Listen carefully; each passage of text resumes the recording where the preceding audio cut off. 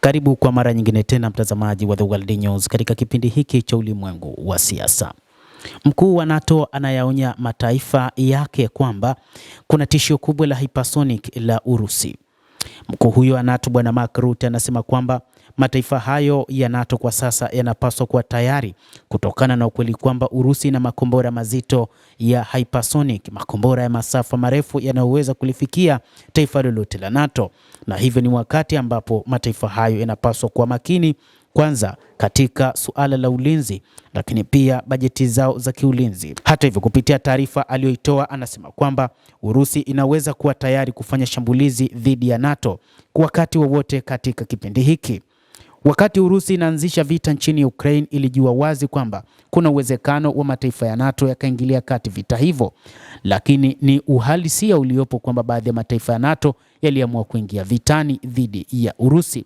Lakini kutokana na kwamba namna rais wa Urusi Vladimir Putin alivyoingia katika mapambano katika vita huko nchini Ukraine, mataifa hayo ya NATO yalirejea nyuma yakitazama ni namna gani yataweza kukabiliana na Urusi. Moja kati ya matakwa ya Vladimir Putin katika wanachama wa NATO ni kwamba mataifa hayo yaachane na mpango wake wa kujitanua na kutafuta wanachama wengi zaidi, hasa katika maeneo ya mipaka yake, na ndio sababu kuu ya mzozo kati yake na Ukraine, ambapo taifa hilo la Ukraine lilikuwa likilazimishwa na baadhi ya wanachama wa NATO kuingizwa kuwa mwanachama, jambo ambalo Urusi ilisema litakuwa ni mstari mwekundu kwake.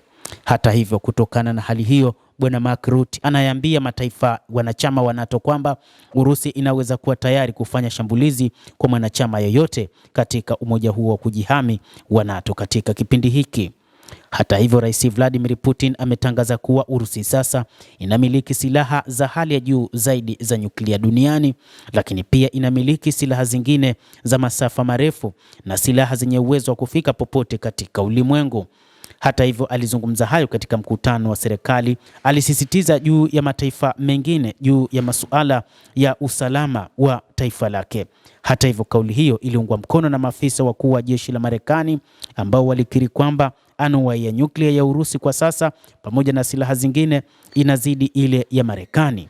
Hata hivyo, Putin aliangazia hali ya Operation Sarmat ICBM, moja kati ya kombora zito ulimwenguni ambalo mataifa mengi yamekuwa na hofu nalo.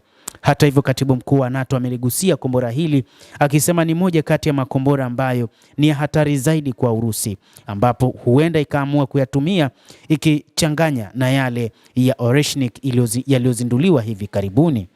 Hata hivyo, hii ni moja ya silaha zenye nguvu zaidi katika safu ya ushambuliaji ya Urusi.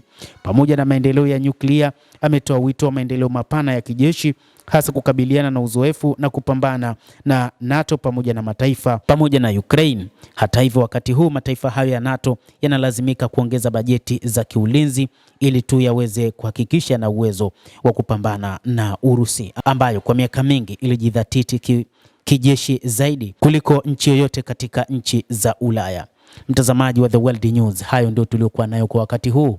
Bila shaka nawe una nafasi ya kulike, una nafasi ya kucomment na kusubscribe channel yetu hii ili ufahamu yanayojiri duniani kupitia The World News. Mimi ni Adam Hussein, endelea kuwa nasi wakati wote.